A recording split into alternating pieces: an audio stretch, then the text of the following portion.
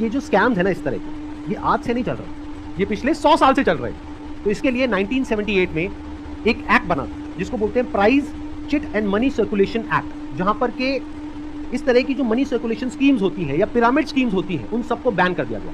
मतलब क्या कि अगर आप एक कंपनी खोलते हो और किसी से पैसा लेते हो, फॉर एग्जांपल मैंने एक कंपनी खोली, वहां पे मैंने आपसे 1 लाख रुपए लिया और आपको बोला कि आप आगे किसी को ज्वाइन करा दो। तो जब आपने किसी को आगे ज्वाइन कराया, अपने फ्रेंड को, रिलेटिव को, किसी को भी और कैसे भी, तो उसमें आपको कितना मिला? 30,000। 70,000 किसको मिला? कंपनी को। तो ये स्कीम इस तरीके से आगे बढ़ती रहती है, यानी वो जो पैसा आ रहा है वही पैसा पब्लिक से लेकर के पब्लिक में ही रोटेट कर दिया जाता है।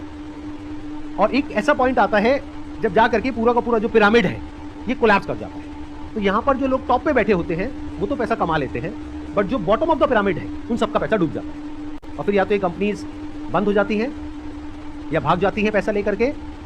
पास्ट में ऐसा बहुत कंपनीज ने किया है, उसमें से बहुत सारी कंपनीज के जो ओनर्स है वो आज जेल में है। ये सिखा रहे हैं 10 दिन का MBA। 10 दिन में कौन सा MBA होता है?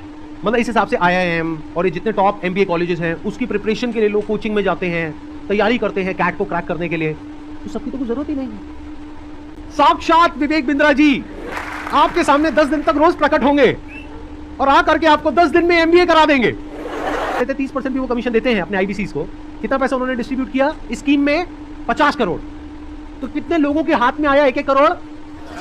50 बस। और बाकी लोगों का क्या हुआ? उनके हाथ में क्या आया? 0। कोई छोटा मोटा स्कैम नहीं है, 500 करोड़ का स्कैम है, छोटा अमाउंट नहीं होता है। और ये पैसा किसका है? पब्लिक का है। और पब्लिक में भी एक बार को मान लो किसी 50-60 साल के आदमी का होता तो मुझे इतना दर्द नहीं होता। 18-19 साल के बच्चे का है जिसकी जेब में 50 रुपए नहीं होते।